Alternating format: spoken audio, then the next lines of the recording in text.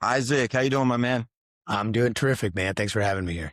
Good. Yeah, absolutely. It's good to see you. Good to see you. I know you're working on a lot of big things, and just same as me over here. So it's good. Always good to spend time with you. Always good to spend time with you.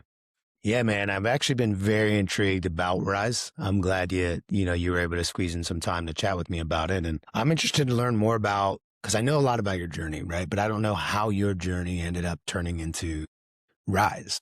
Yeah. And so I was kind of interested. I was asking some questions. You're like, why don't you just jump on? We'll chat about it. Yeah, man. So, well, my journey, it is an interesting one. I was, traditional Remax broker for years, for 26 years. I was a traditional Remax broker. I guess I got my broker's license in like 2014, but in through that journey towards the end of 2018 and 2019, there's a lot of things that I started to see in the business and in our industry, and things Mhm. started to change, and the biggest thing and that really got my attention when I was introduced to LPT Realty, like, really opened my eyes to what's available out there to agents from a number of different, from a collaboration perspective, from a marketing perspective, but but I realized something, and only after I made the transition to LPT did I realize that, hey, there's agents really only have two options. They can join a team or they can go be a solo agent, and there's room for both. I don't want to make any mistake here. There's room for solo agents. There'll always be solo agents, right? Yeah. There's some great teams out there that provide a tremendous amount of value to their team members, but those are basically the only two options that agents have, right? Yeah, no, it's completely true. I mean, you're kind of forced down one path or the other, and sometimes that even depends on what brokerage you're at, which path they're gonna like tell you to go, right? Based on like whatever their economics might make sense or whatever. But yeah, keep going. And the flip side of that is too, like, you've got brokerages out there that are making a lot of promises to solo agent. Hey, we're going to bring you all this support. We're going to bring you all these tools. We're going to provide coaching. We're going to provide marketing. We're going to provide, the systems, and, and then you've got teams out there. There are teams out there that aren't doing quite as great of a job. They'll just, Mhm. you know, a lot of teams I'm familiar with in my market, and there's very few in my market. There's very few teams doing a great job at a high level, operating at a high level. Okay. I can count them on one hand.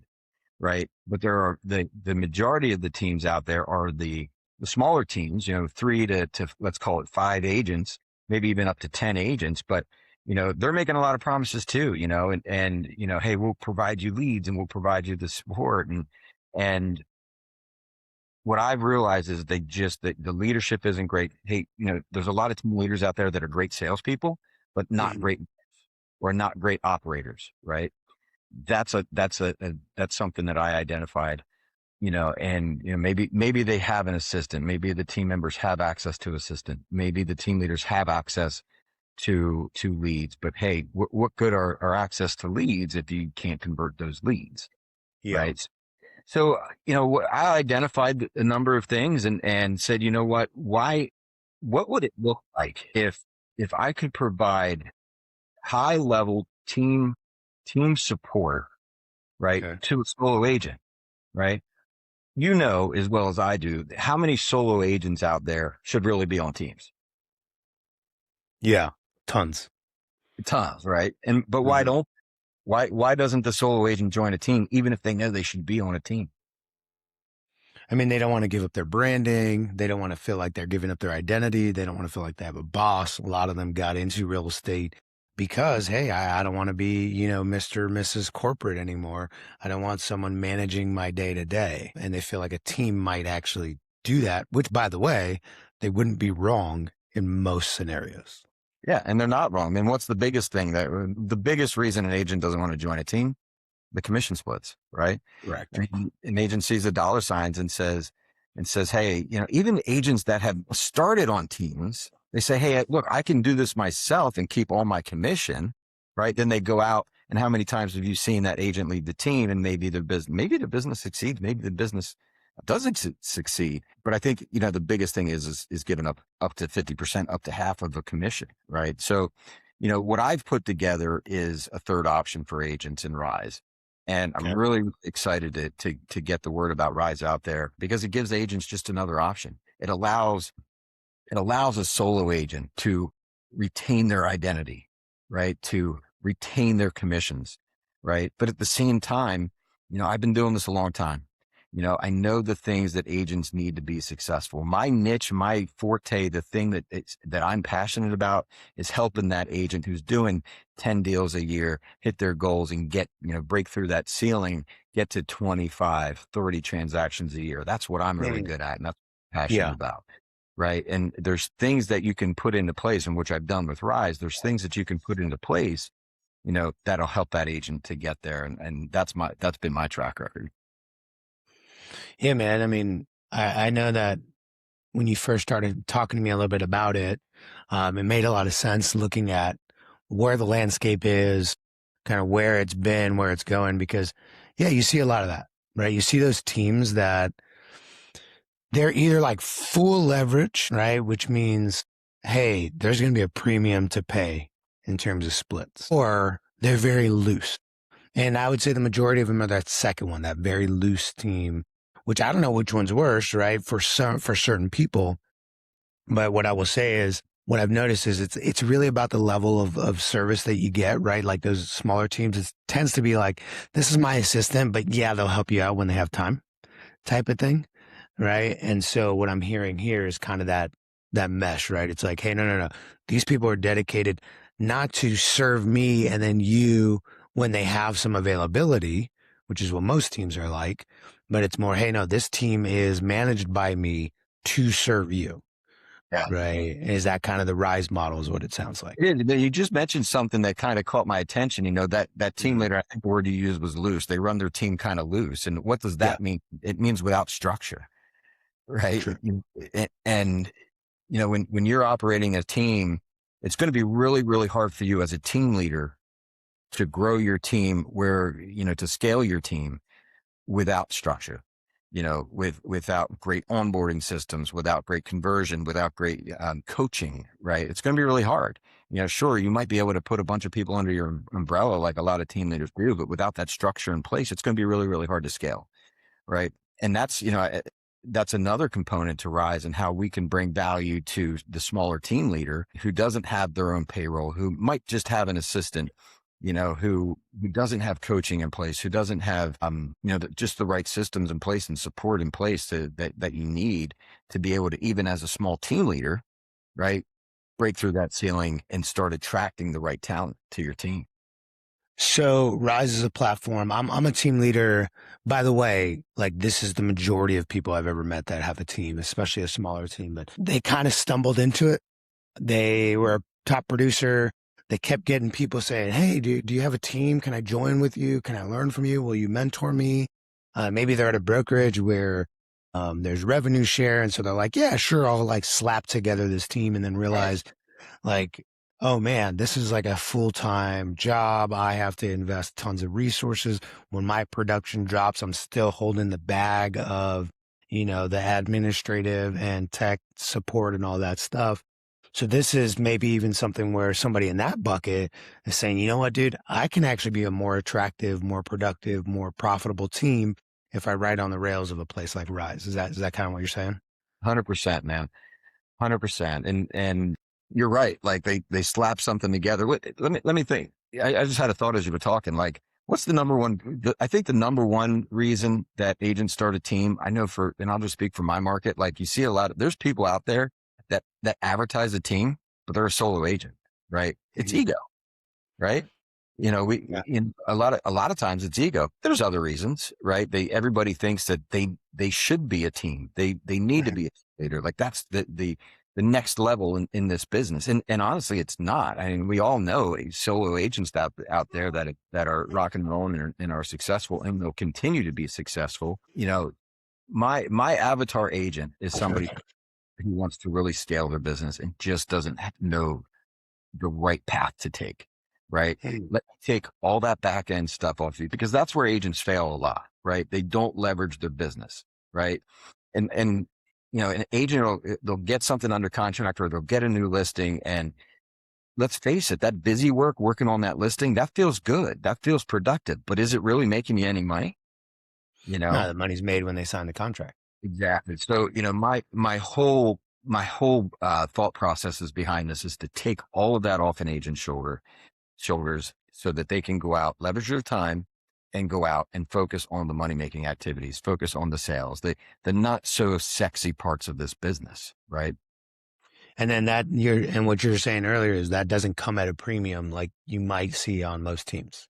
No, the beauty of this is LPT agents. We've got the majority of the agents here have a $5,000 a year cap, right? And they're able to retain that $5,000 a year cap 100% after that. Oh, that's huge. So where do you see, because like in my head, there's always going to be room for the solo agent. There's going to be room for the team. Like you kind of already said it, like it's who the target avatar is. But like, let's say I'm an agent. Who are the agents that really need to take a good look at Rise? Like, there's probably a few. There's probably people on teams that their team is overbearing, is overshadowing, is maybe charging a split that doesn't add up. There's not a good ROI on the commissions they pay in. I would Yeah. imagine that there's probably like you just brought to my attention, the small like ragtag group of agents, team leader probably makes sense to do something here. Like who else am I missing? Yeah. Well, I think you hit the nail on the head with a couple of those right there, but they're kind of the obvious, but somebody that's been in business a little bit knows how to write a contract, knows how to facilitate a real estate transaction, but doesn't know the path to scaling your business, doesn't have the right tools, doesn't have the right leadership where they're currently at, right? How important is that? The agent where being on the team that they're currently on no longer makes sense, right? When you look, if I'm a team member, if I'm an agent who's on a team, every so often you're looking at your numbers, like how much did I bring to the table? What percentage of this business did I bring to the table? What percentage of the business did the team leader bring to the table? And when it stops making sense, that's when agents start looking around and start leaving. And that's when they should, right? When it stops making sense. Yeah.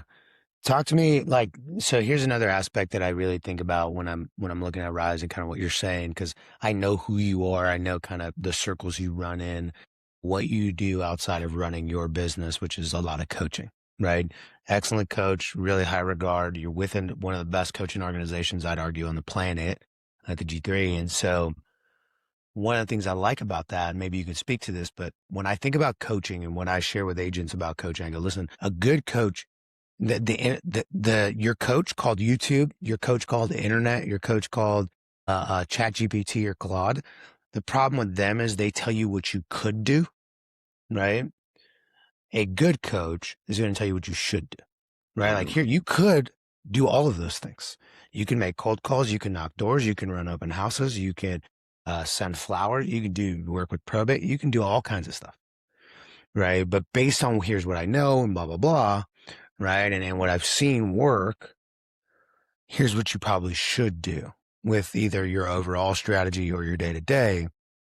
And the other thing I like about that, is that when you have coaching built into a platform like this, because that's very rare, right? Now, don't get me wrong. There's a difference between mentoring and coaching. Mentoring is like, hey, buddy, like, cool, I got your back. Let me know. Even Here's like, how, right? Here's how. It's very reactive. It's very reactive. Like give me a call when you have a client ready to put pen to paper, right? That's very like mentor, transactionally helpful person inside of a brokerage, which most brokerages have that version of a person. But I feel like coaching on top of what, the should instead of could is also, hey, I'm going to show you the principles of productivity, like the underlying things that long after you and I have a coaching relationship going, you're still going to use these same truths and principles to grow and scale your business. Talk to me a little bit about like what's going on with Rise and coaching and stuff like that. Yeah, man. So when I look back over the course of my career, I've been with my coach, and I have three, by the way, right? My longest tenured coach I've been with for 12 years, right? We have a relationship, right? And I've got different coaches for different areas of my business. But when you look at, there's 100 different ways to make money in this business, right? Would you agree with that? Right? Oh yeah, like, absolutely. I always tell people like, look, let's focus on the things that you enjoy about this business. What are the things that you'll actually commit to doing? Right? Because if you don't like doing them, If you don't like doing them, you're probably not going to do it. I heard a story one time about Shaquille O'Neal. He was the top, whatever, the rebounding champion when he was with the Lakers. How many rebounding titles did he have? And when he was in the gym, and what do we Yeah. know about Shaq, right? Shaq couldn't shoot a free throw. Yeah. Did he even practice them? Nope. What did he practice? What did he focus on? He focused on the things that he'd like to do, the things that he was good at, going up and getting those rebounds. And what happened? He became one of the greatest players of all time. Yeah. Right. So that's kind of where I start with people. But yeah, with Rise, we're connected really, really well. I'm a coach for Bill Pipes and G3 coaching. Any agent in Rise gets full access to everything that I offer through G3 coaching, from daily live trainings and potential one-on-one coaching with myself, which is advantageous for the agent, because guess what? If you're coaching one-on-one with me, I've got a little investment into your success, which motivates myself. Right. Well, yeah, you think about that, the normal coaching landscape, and I don't knock it. I coach. I love it. Right. There's nothing wrong with it. But the normal coaching landscape is I charge you a flat fee based on what I charge. Mm-hmm. And so what that means is if I, as a coach, want to increase my revenue, I need to either upsell you, which probably isn't going to happen. So what I end up normally doing is I go find more clients, which means my energy is dispersed or dissipated across the marketplace. And again, if that's my full-time gig, nothing wrong with that, right? Like, awesome. I'm probably super sharp at it. But for a team leader or inside of an organization like this, it makes a ton of sense because, hey, every incremental success, every level of growth you hit, I'm there with you, which means, hey, I'm vested. The other thing that I think is really cool about having like internal coaching versus like having an external coach is systems, like synchronicity, I guess, right? In other words, who you coach is going to be different, or like how you coach is going to be different because you guys are using the same systems, right? Like, hey, we're both using Follow Up Boss. We're both part of the same brokerage platform. You're able to give click by click guidance instead of more generic guidance, right? Which is kind of like if I was trying to teach you how to drive stick shift, right? But you drove automatic, right? Like that's not going to, I mean, yes, the general principles about turning and, putting my arm up here when I'm reversing, like I get that, but there are some key functions where I'm going to be like, okay, now push down on the clutch, and you're going to go, I don't even have that pedal. Right.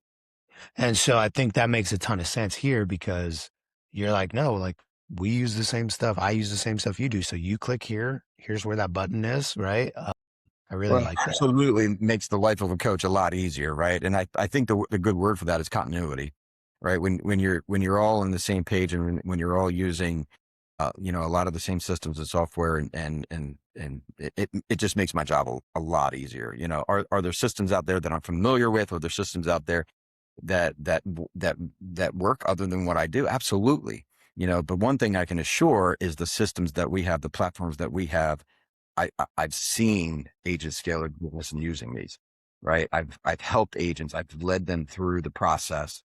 And there is a process, right? There is absolutely a process, and a path to this, to success. Yeah. And so I'm an agent. I'm out here. I'm listening to something like this. I'm learning about Rise.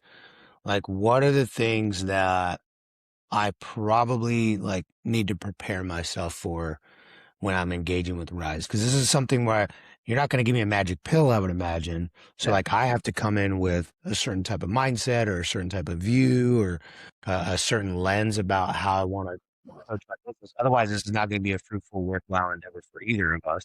Like what are some of those things I got to get right in my head? Yeah. I think the biggest thing is like being able to get out of your own way, being able to relinquish a little bit of that control and the best example I can use would be to like a transaction coordinator, be able to pass off that transaction coordinator who, by the way, my transaction coordinator is in-house and has more experience in this business than I do at 30 some years, right? Knows what they're doing, right? That's a huge benefit, but you need to be able to pass that off and let them do their job and handle their end of things so that you can go out and focus on those money-making activities. Same goes with our marketing department, right? Our marketing department, we know the marketing that works, and that's the marketing that we do, and I paid very, very close attention. And one thing, I'm a marketer, right? And And so important, so important for real estate agents to kind of flip that switch in your head. You're a marketer first, you know, and to be able to kind of embrace just new and change and pivot, right? With where we are in the market, with where we are in the industry, with where we are, when things change, we've got to pivot. And sometimes that means your marketing needs to change with it. So, and you have to be open-minded to that stuff, right?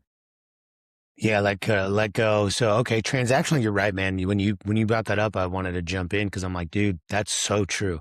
So many agents are like, but only I can serve my clients the way that I serve my It's a clients. control thing. But that's the stuff that I was talking about in the beginning, Isaac, is that's the it's not just control, that's the feel good stuff.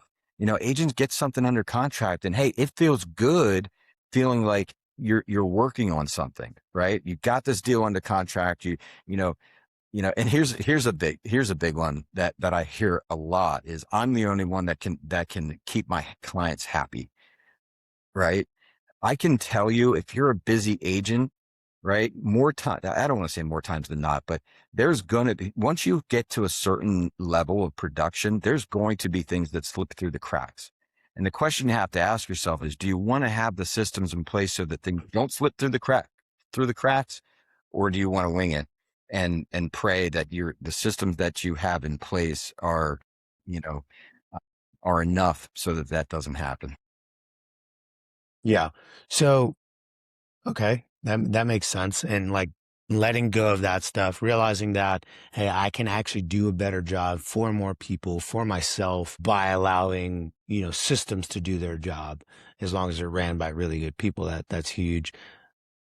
And, Yeah. And yeah, then just embracing, hey, I'm the way that I succeed and scale is by getting in front of more people. The way I get in front of more people is by understanding I am a marketer.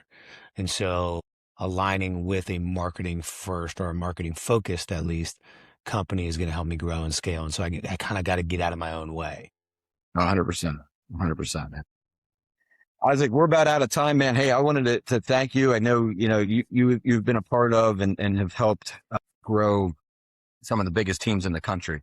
And it's always, I just want to acknowledge that. And it's your experience and the things that you're working on and things that you do has always impressed me. And I'm sure a lot of the audience. So I appreciate your time. It's always great spending time Yeah, with you. thanks for having me, man. I'm just excited to watch what Rise does. When he told me about it, I was like, dude, like, can we jump on a call? I want to learn more. So, Yeah, man. Awesome. Awesome. We'll do it again. all right, talk soon.